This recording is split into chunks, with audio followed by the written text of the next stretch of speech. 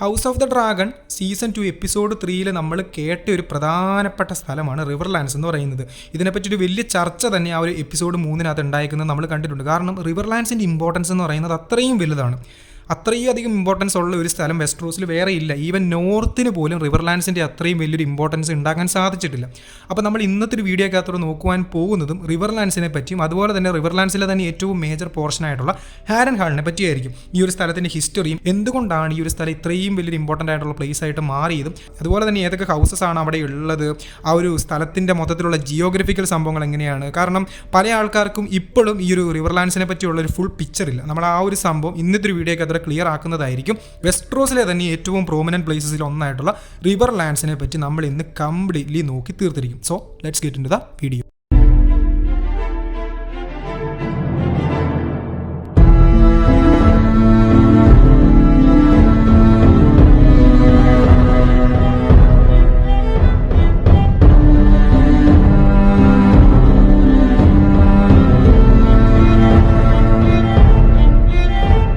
വെസ്റ്റ്രോസിൻ്റെ ഏറ്റവും സെൻട്രൽ പൊസിഷനിലുള്ളൊരു സ്ഥലമാണ് റിവർലാൻഡ്സ് എന്ന് പറയുന്നത്. അതായത് 7 കിങ്ഡംസിൻ്റെയും ഏറ്റവും സെൻട്രൽ റീജിയൻ എന്ന് വേണമെങ്കിൽ റിവർലാൻഡ്സിനെ വിളിക്കുവാൻ സാധിക്കും. ഹിസ്റ്റോറിക്കലി ഈ ഒരു സ്ഥലത്തിനെ വിളിച്ചു പോകുന്നത് kingdom of reverse and hills എന്നാണ്. ഈ ഒരു സ്ഥലത്തിൻ്റെ ഏറ്റവും വലിയ പ്രത്യേകത എന്താണെന്ന് വെച്ച് കഴിഞ്ഞാൽ റിവർലാൻഡ്സിൽ നിന്ന് എല്ലാ സ്ഥലത്തോട്ടും ഈസി ആയിട്ട് ആക്സസ് ചെയ്യാൻ പറ്റും. അതായത് ഡോൺ ഒഴികെ ബാക്കി എല്ലാ കിങ്ഡംസുമായിട്ട് ഒരു ഡയറക്റ്റ് ബോർഡർ ഷെയർ ചെയ്യുന്ന കിങ്ഡമാണ് റിവർലാൻഡ്സ് എന്ന് പറയുന്നത്. അതായത് ഇവിടെ നിന്ന് എങ്ങോട്ടും ആക്സസ് ചെയ്യാൻ വളരെ ഈസിയാണ്.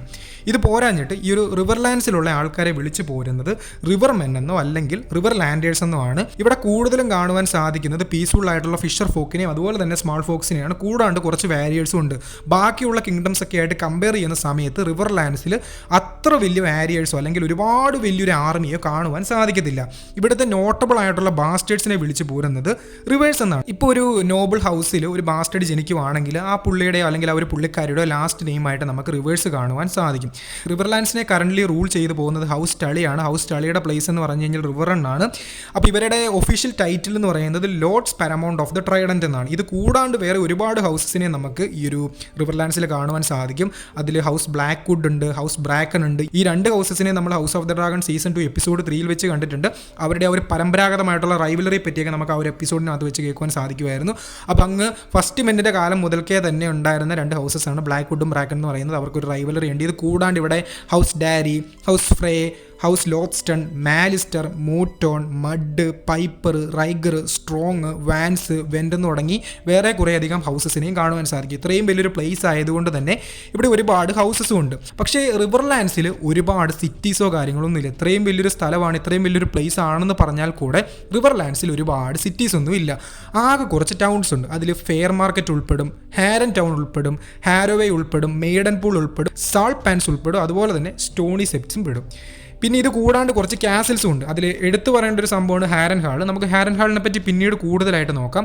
ഹാരൻ ഹാൾ കൂടാണ്ട് ഡാരി ഉണ്ട്, റാവൻട്രി ഹാൾ ഉണ്ട്, റിവർ റൺ ഉണ്ട്, സീഗാർഡ് ഉണ്ട്, സ്റ്റോണി ഹെഡ്ജ് ഉണ്ട്, അതുപോലെ തന്നെ ട്വിൻസ്. ഇത്രയും പ്രധാനപ്പെട്ട കാസിൽസുമാണ് നമ്മുടെ ഈ ഒരു റിവർലാൻഡ്സിനകത്ത് കാണുവാൻ സാധിക്കുന്നത്. റിവർലാൻഡ്സിലെ ഏറ്റവും ഇമ്പോർട്ടൻ്റ് ആയിട്ടുള്ള 3 സംഭവങ്ങളാണ് ഇവിടുത്തെ നദികൾ എന്ന് പറയുന്നത്. അതായത് 3 മേജർ റിവേഴ്സ് ഉണ്ട്.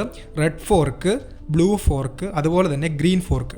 ഈ 3 റിവേഴ്സും കൂടെ പോയി കൂട്ടി യോജിക്കുന്ന സ്ഥലമാണ് ട്രൈഡന്റ് എന്ന് പറയുന്നത്. ഈ ഒരു വെസ്റ്റ്രോസിലെ തന്നെ ഏറ്റവും ഇമ്പോർട്ടൻ്റ് ആയിട്ടുള്ളൊരു പ്ലേസ് ആണ് ട്രൈഡന്റ്. റോബർട്ട് ബരാത്തിൻ്റെ റിബല്യണിലൊക്കെ ഭയങ്കരധികം ഇമ്പോർട്ടൻസ് ട്രൈഡന്റിന് ഉണ്ടായിട്ടുണ്ട്. റിവർലാൻഡ്സിൻ്റെ എക്കണോമിയിലേക്ക് കടക്കുകയാണെങ്കിൽ even lords paramount of the Trident ആയിട്ട് ടളീസ് അവിടെ ഉണ്ടെങ്കിൽ കൂടെ അവർക്ക് അത്ര വലിയ പവറോ കാര്യങ്ങളൊന്നും ഇല്ല. അതായത് റിവർലാൻഡ്സിനെ വെൽത്തിയർ ആയിട്ട് കൊണ്ടുപോകുന്നതിൻ്റെ പ്രധാനപ്പെട്ട റീസൺസ് എന്ന് പറയുന്നത് വേറെ ഹൗസസ് ആണ്. അതായത് ഇപ്പോൾ ഹൗസ് ബ്ലാക്ക് വുഡ്സിനും ബ്രാക്കൺസിനും ഫ്രേസിനും വാൻസസിനും ഒക്കെ നമ്മുടെ ഹൗസ് ടളിയെ കഴിഞ്ഞും വലിയൊരു ആർമി അല്ലെങ്കിൽ ആളുകളുണ്ട്. അതായത് അവിടുത്തെ കാര്യങ്ങളും അവിടുത്തെ ട്രേഡിങ്ങും ഒക്കെ മുൻപോട്ട് കൊണ്ടുപോകാൻ ഈ ഹൗസസിനൊക്കെ ആളുകളുണ്ട്. അതുപോലെ തന്നെ ഒരു പ്രസ്റ്റീജിയസ് ആയിട്ടുള്ള ലീനിയേജ് ഉള്ളത് മാലിസ്റ്റേഴ്സിനാണ്. ഹൗസ് ടളിയെ കഴിഞ്ഞും ഏറ്റവും നല്ലൊരു ലീനിയേജ് ഉള്ള ഹൗസ് എന്ന് പറയുന്നത് മാലിസ്റ്റേഴ്സ് ആണ്. നമ്മുടെ ഹൗസ് മൂട്ടോൺ ആണ് ഹൗസ് ടളിയെ കഴിഞ്ഞും വെൽത്തിയർ ആയിട്ടുള്ളത്. അപ്പോൾ ഈ കാരണങ്ങളൊക്കെ കൊണ്ടും തന്നെ ഇവർ ലോഡായിട്ട് ആ ഒരു സ്ഥലത്ത് ഉണ്ടെങ്കിൽ കൂടെ ഈ ബാക്കിയുള്ള ഹൗസസ് ആണ് ഈ ഒരു റിവർലാൻഡ്സിനെ പ്രോസ്പറസ് ആയിട്ട് മുന്നോട്ട് കൊണ്ടുപോകുന്നത്. ഇനി റിവർലാൻഡ്സിൻ്റെ ഏറ്റവും അടിത്തട്ടിലേക്ക് വരികയാണെങ്കിൽ വളരെ റിച്ച് ആൻഡ് പ്രോസ്പറസ് ആയിട്ടുള്ള ഒരു പ്ലേസ് ആണ് ഇവിടെ. വളരെ ഫെർട്ടൈൽ ആയിട്ടുള്ള മണ്ണ് ഇവിടെ കാണാൻ പറ്റും. അതുകൊണ്ട് തന്നെ ഇവിടെയുള്ള ആളുകൾ കൃഷി സംഭവങ്ങളൊക്കെ നടത്തിയിട്ട് ഒരുപാട് ട്രേഡിങ് നടത്തുന്നുണ്ട്. വൈൻ ഉണ്ടാക്കാൻ വേണ്ടി ഇവിടെ ഗ്രേപ്സ് വളർത്തുന്നുണ്ട്. അതുപോലെ തന്നെ ഇവിടെ റിവേഴ്സ് ഉള്ളത് കൊണ്ട് തന്നെ ബാക്കിയുള്ള പ്രധാനപ്പെട്ട കിങ്ഡംസിലേക്ക് ഇവർക്ക് ഈസി ആയിട്ട് ട്രേഡിങ് നടത്താൻ പറ്റുന്നുണ്ട്. അതായത് ഇപ്പം വലിയ യുദ്ധങ്ങളോ കാര്യങ്ങളോ ഒക്കെ നടക്കാത്തൊരു പീസ്ഫുൾ ആയിട്ട് സമയമാണ് വേണമെങ്കിൽ ഫിഷർ ഫോക്കിന് ഈസി ആയിട്ട് ട്രേഡിംഗ് നടത്താൻ പറ്റും, സ്മാൾ ഫോക്സിന് ഈസി ആയിട്ട് കൃഷി നടത്താൻ പറ്റും. അങ്ങനെ പ്രശ്നങ്ങളൊന്നും ഇല്ലാത്ത സമയത്ത് വളരെ ഗംഭീരമായിട്ട് ട്രേഡിങ്ങും കാര്യങ്ങളൊക്കെ മുന്നോട്ട് കൊണ്ടുപോകുന്ന 7 കിങ്ഡംസിലെ തന്നെ വളരെ പ്രോമിനന്റ് ആയിട്ടുള്ള ഒരു പ്ലേസ് ആയിട്ട് വേണമെങ്കിൽ റിവർലാൻഡ്സിനെ കണക്കാക്കാൻ പറ്റും. ഇനി നമുക്ക് റിവർലാൻഡ്സിന്റെ അങ്ങ് ഹിസ്റ്ററി തുടങ്ങിയിട്ട് ഹാരൻ ഹാളിൽ വരെ വന്ന് നിൽക്കുന്ന കാര്യങ്ങളെ പറ്റി നോക്കാം.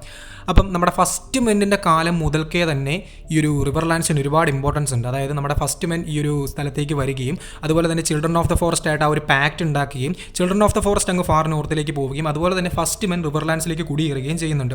അപ്പോൾ ഫസ്റ്റ് മെൻ ഇവിടെ കുടിയേറിയതിന് ശേഷം പല തരത്തിലുള്ള ഹൗസസും പല തരത്തിലുള്ള ഡിനാസ്റ്റീസും ഈ ഒരു റിവർലാൻഡ്സിനെ ക്ലെയിം ചെയ്യാൻ വേണ്ടി നോക്കിയിട്ടുണ്ട്. അതായത് ഏജ് ഓഫ് ഹീറോസിന്റെ കാലത്തിൽ ഹൗസ് ഫിഷേഴ്സും ബ്രാക്കൺസും ബ്ലാക്ക് വുഡ്സും മഡ്സും ഒക്കെ ഈ ഒരു റിവർലാൻഡ്സിനെ ക്ലെയിം ചെയ്തിട്ടുണ്ട്. ഇവരെയൊക്കെ വേണമെങ്കിൽ ഈ ഒരു റിവർലാൻഡ്സിനെ റൂൾ ചെയ്ത ലാസ്റ്റ് ഫസ്റ്റ് മെൻ എന്നൊക്കെ വിളിക്കുവാൻ സാധിക്കും. പിന്നീടാണ് ആൻഡാൾസ് വെസ്ട്രോസിലേക്ക് വരുന്നത്. ആൻഡാൾസിന്റെ പ്രത്യേകത എന്താണെന്ന് വെച്ച് കഴിഞ്ഞാൽ ഇവർ SOC എന്ന് വന്നിട്ടുള്ള ആൾക്കാരാണ്. ഇവർ പിന്നെ SOC എന്ന് വന്നിട്ട് ഫസ്റ്റ് മെന്നുമായിട്ട് ആട്ടി ഉണ്ടാക്കി യുദ്ധം ഉണ്ടാക്കി പിന്നെ അവിടെ വലിയ പ്രശ്നം ഉണ്ടാക്കിയിട്ട് അവസാനം ആൻഡൽസ് റിവർലാൻഡ്സിനെ റൂൾ ചെയ്യാൻ വേണ്ടി തുടങ്ങും. അങ്ങനെ ഈ ഒരു ആൻഡൽസിന്റെ ആ ഒരു ലീനിയേജിൽ നിന്ന് പല ഹൗസസും വന്നിട്ട് അങ്ങനെ അവസാനം ഉണ്ടായി റൂൾ ചെയ്ത് വരുന്ന മേജർ ഹൗസാണ് ഹൗസ് ഹോർ എന്ന് പറയുന്നത്. അപ്പം ഈ ഒരു ഹൗസ് ഹോറിലെ തന്നെ one of the major important ക്യാരക്ടറാണ് ഹാരൻ ദ ബ്ലാക്ക് എന്ന് പറയുന്നത്. ഹാരൻ ദ ബ്ലാക്കിന് തൻ്റെ ആ ഒരു വെൽത്തും പവറും ഒക്കെ കാണിക്കാൻ വേണ്ടി ഒരു കൊട്ടാരം അല്ലെങ്കിൽ ഒരു വലിയ ക്യാസിൽ ഉണ്ടാക്കണം എന്നുള്ളൊരു തീരുമാനം എടുക്കുകയാണ്. അപ്പോൾ അതിൻ്റെ ഭാഗമായിട്ട് പുള്ളിക്കാരൻ ഒരു വലിയ ക്യാസിലിൻ്റെ പണി ഇങ്ങ് തുടങ്ങി. ഈ പണി ഏൽപ്പിച്ച ആരെയാണെന്ന് പറയട്ടെ, ഹൗസ് ബ്ലാക്ക് വുഡ്സിനെയും ഹൗസ് ബ്രാക്കൺസിനാണ്. കാരണം ഇവന്മാർ എപ്പോഴും പണ്ട് മുതൽക്കേ തന്നെ അങ്ങോട്ട് എപ്പോഴും ഇടിയും പ്രശ്നമാണ്. അപ്പം ഇതിൻ്റെ ഒരു പനിഷ്മെൻ്റ് ആയിട്ടാണ് ആക്ച്വലി നമ്മുടെ ഹാരൻ ദ ബ്ലാക്ക് ഇവർക്ക് ഈ ഒരു ക്യാസിൽ പണിയാനുള്ള ചുമതല അങ്ങോട്ട് കൊടുക്കുന്നത്. അങ്ങനെ ഇവർ ആ ഒരു ക്യാസിൽ പണിഞ്ഞ് സെറ്റപ്പ് ആക്കി ആ ഒരു വെസ്ട്രോസ് കണ്ടിട്ടുള്ളതിൽ വെച്ച് തന്നെ ഏറ്റവും പവർഫുൾ ആയിട്ടുള്ള ഒരു ക്യാസിൽ അങ്ങോട്ട് ഉണ്ടാക്കും. അതിൻ്റെ പേരാണ് ഹാരൻ ഹാൾ എന്ന് പറയുന്നത്. വളരെ വലിയൊരു ക്യാസിലാണ്. ഈ ഒരു ക്യാസിലിനകത്തോട്ട് കയറുക എന്ന് പറഞ്ഞാൽ തന്നെ ഭയങ്കര പാട് പിടിച്ചൊരു പരിപാടിയാണ്. ഭയങ്കര പവർഫുൾ ആയിട്ടുള്ള ഒരു പ്ലേസ് എന്ന് വേണമെങ്കിൽ പറയാൻ സാധിക്കും. പക്ഷെ ഒരു പ്രശ്നം എന്താണെന്ന് വെച്ച് കഴിഞ്ഞാൽ നമ്മുടെ ഹാരൻ ഹാള് 40 വർഷം എടുത്ത് പണിഞ്ഞ് തീർത്ത, അതായത് പണി തീർത്ത അന്ന് ഒരു പുള്ളിക്കാരൻ നേരെ വന്ന് നമ്മുടെ വെസ്ട്രോസിലേക്ക് ലാൻഡ് ചെയ്തു. പുള്ളിയുടെ പേരാണ് ഏഗോൺ ടർഗേറിയൻ. ഹാരൻ ദ ബ്ലാക്ക് ഈ ഹാരൻ ഹാൾ ഉണ്ടാക്കാൻ വേണ്ടി ആയിരക്കണക്കിന് ലേബേഴ്സിനെയാണ് ഇല്ലാണ്ടാക്കിയത്. അത്രയ്ക്കും കട്ടിപ്പണിയായിരുന്നു അവർക്ക് ഉണ്ടായിരുന്നത്. അതുകൊണ്ട് തന്നെ അത്രയധികം ലേബേഴ്സ് ഈ ഒരു സംഭവം ഉണ്ടാക്കുന്നതിനിടയ്ക്ക് മരിച്ചുപോയി. പക്ഷേ പറഞ്ഞിട്ട് കാര്യമില്ല. ഏഗോൺ ടർഗേറിയൻ വന്നു നേരെ ഹാരൻ ദ ബ്ലാക്കിനോട് പറഞ്ഞു, മകനെ നീ ഇപ്പം പരിപാടി നിർത്തുവാണ്, അതായത് എനിക്കെതിരെ തിരിയാണ്ടിരിക്കുവാണെങ്കിൽ നിന്നെ ഇവിടുത്തെ ലോഡ് വാക്കാൻ നിനക്ക് വലിയ പ്രശ്നങ്ങളോ കാര്യങ്ങളോ ഒന്നും കാണത്തില്ല, നീ എന്നെ രാജാവായിട്ട് അംഗീകരിക്കണം എന്ന് പറഞ്ഞു. പക്ഷേ ഹാരൻ ദ ബ്ലാക്കിന് അത് അംഗീകരിക്കാൻ ഭയങ്കര ബുദ്ധിമുട്ടായിരുന്നു. കാരണം തനിക്ക് ഇത്രയും വലിയൊരു ക്യാസിലുണ്ട്, ഈ ഒരു ക്യാസിലിനകത്ത് ഇത്രയും വലിയൊരു ആർമിയെ ശേഖരിച്ച് വെക്കാൻ സാധിക്കും. അപ്പോൾ ഏഗോണല്ല അവൻ്റെ അപ്പം വന്നാൽ പോലും എന്നെ ഒന്നും ചെയ്യാൻ പറ്റത്തില്ല എന്നുള്ള വിശ്വാസത്തിലായിരുന്നു പുള്ളിക്കാരൻ ഇരുന്നത്. പക്ഷേ ഏഗോൺ ടർഗേറിയൻ തന്നെ ഡ്രാഗണായിട്ട് നേരെ വന്ന്, അതായത് ആകാശത്തൂടെ വന്നിട്ട് ഈ ഹാരൻ ഹാൾ ഉണ്ടല്ലോ മൊത്തത്തിൽ അങ്ങ് കത്തിച്ച് കളഞ്ഞു. അതായത് പല സ്ഥലങ്ങളും പല ഭാഗങ്ങളും അത്രയും പവർഫുൾ ആയിട്ടുള്ളൊരു ക്യാസിലെ പല ഭാഗങ്ങളും കത്തി നേരെ നിലത്ത് വീണ് തീർന്നു.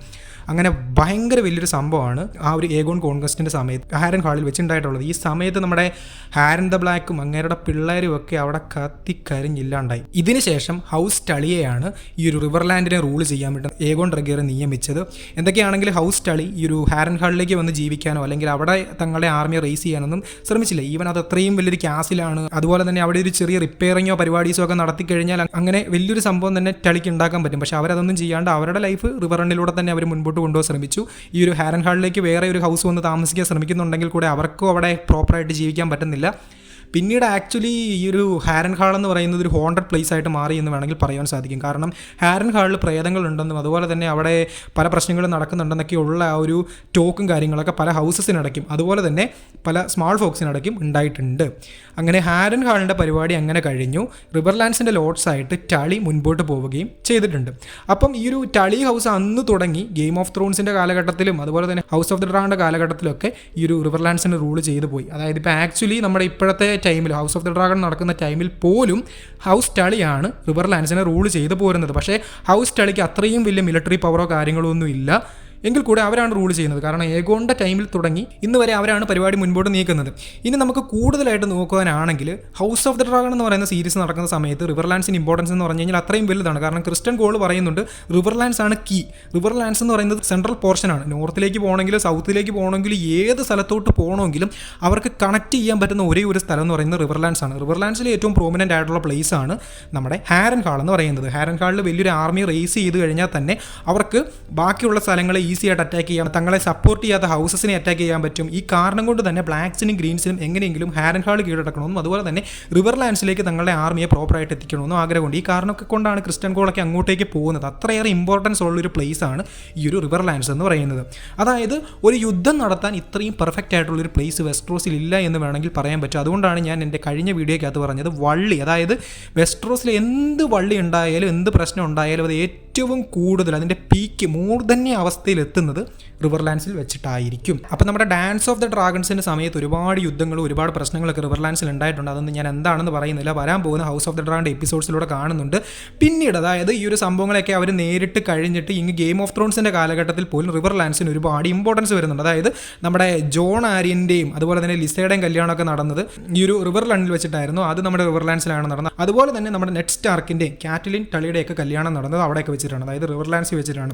ഇതിന് മുന്നേ ഒരു വലിയ ബാറ്റിൽ ഓഫ് ദ ബെൽസ് എന്ന് പറയുന്ന ഒരു സംഭവം സ്റ്റോണി സെപ്റ്റി വെച്ചിട്ടുണ്ടായിട്ടുണ്ടായിരുന്നു. അതും ഈ റിവർലാൻഡ്സിൽ തന്നെയാണ് ഉണ്ടായിട്ടുള്ളത്. അതായത് റോബർട്ട്സ് റിബലിൻ്റെ സമയത്ത് പോലും അത്രയും ഇമ്പോർട്ടൻസ് റിവർലാൻഡ്സിന് ഉണ്ടായിരുന്നു. ബാറ്റിൽ ഓഫ് ദ ട്രൈഡന്റ് എന്ന് പറയുന്ന ഒരു സംഭവം ഉണ്ടായിട്ടുണ്ട്. റോബർട്ട് ബരാത്തിനും അതുപോലെ തന്നെ റേഗാർ ടർഗറിനും തമ്മിലുള്ളൊരു മാസീവ് ബാറ്റിലും. ആ ഒരു ബാറ്റിൽ ആക്ച്വലി നടന്നത് ട്രൈഡന്റ് വെച്ചിട്ടാണ്. ട്രൈഡന്റിന്റെ ആ ഒരു ഇമ്പോർട്ടൻസ്, ട്രൈഡന്റ് അറിയപ്പെടുന്നത് പോലും ആക്ച്വലി ആ ഒരു ബാറ്റിലിന്റെ പേരിലാണ്. പിന്നെ ഇതൊന്നും കൂടാണ്ട് ഗെയിം ഓഫ് ത്രോൺസിലെ പല ഇവന്റ്സിനിടയ്ക്ക് നമ്മൾ റിവർലാൻഡ്സ് കണ്ടിട്ടുണ്ട്. നിങ്ങൾ അത്രയ്ക്ക് അങ്ങോട്ട് ശ്രദ്ധിക്കാത്തത് എന്നാൽ മേജർ ഇവന്റ്സും ഒക്കെ നടന്നിട്ടുള്ളൊരു പ്ലേസ് ആണ് റിവർലാൻഡ്സ് എന്ന് പറയുന്നത്. ഈവൻ നമ്മുടെ റോബ് സ്റ്റാർക്കിനെ ഹൗസ് ബോൾട്ടണും ഫ്രീയും കൂടെ ചേർന്ന് കൊല്ലുന്ന സ്ഥലവും ഈ ഒരു റിവർലാൻഡ്സ് തന്നെയാണ്. റിവർലാൻഡ്സിൽ ഒരു മേജർ പ്ലേസസ് വെച്ചാണ് അവർക്ക് ആ ഒരു ആർമിയെ മുന്നോട്ട് കൊണ്ടുപോകാൻ സാധിക്കാത്തതും ഹൗസ് ഫ്രേയിലെ ഒരു മെമ്പറിനെ കല്യാണം കഴിക്കണമെന്നൊക്കെ പറയുന്നതും ഒക്കെ ഈ ഒരു റിവർലാൻഡ്സ് വെച്ചിട്ടാണ്. കാരണം അതാണ് റിവർലാൻഡ്സിന് ഇമ്പോർട്ടൻസ്. അവർക്ക് അതായത് റോബ് സ്റ്റാർക്കിന് അങ്ങ് അറ്റാക്ക് ചെയ്യാൻ പോകണമെന്നുണ്ടായിരുന്നെങ്കിൽ ആ ഒരു റിവർ കടന്നേ പോകാൻ പറ്റത്തുള്ളൂ. അവിടെ റൂൾ ചെയ്യുന്ന ഹൗസസിനെ അവരെ കടത്തി വിടാൻ പറ്റത്തുള്ളൂ. അങ്ങനെ റിവർലാൻഡ്സിലുള്ള ഓരോ ഹൗസസിനും അവരുടേതായിട്ടുള്ള ഇമ്പോർട്ടൻസ് ഉണ്ട്. റിവർലാൻഡ്സിലുള്ള ഓരോ ചെറിയ റിവറിന് പോലും അത്രയധികം ഇമ്പോർട്ടൻസ് ഉണ്ട്. അങ്ങനെ നിൽക്കുന്നൊരു പ്ലേസാണ് റിവർലാൻഡ്സ് എന്ന് പറയുന്നത്. ഇപ്പം നിങ്ങൾക്ക് റിവർലാൻഡ്സിനെ പറ്റി ഏകദേശം ഒരു ധാരണ കിട്ടിയെന്ന് തോന്നുന്നു. ഇനിയും ഉണ്ട്, അതായത് റിവർലാൻഡ്സിൻ്റെ ഓരോ മൈന്യൂട്ടായിട്ടുള്ള കാര്യങ്ങളെ പറ്റി പോലും നമ്മൾ പറയാൻ തുടങ്ങിക്കഴിഞ്ഞാൽ ഒരുപാട് പോകും. പക്ഷേ ഇത്രയൊക്കെയാണ് ഈ ഒരു സ്ഥലത്തിനെ പറ്റി പറയാനുള്ളത്. This is റിവർലാൻഡ്സ്. സോ എല്ലാവരും ഒന്ന് മൈൻഡിലേക്ക് വെച്ചേക്കും.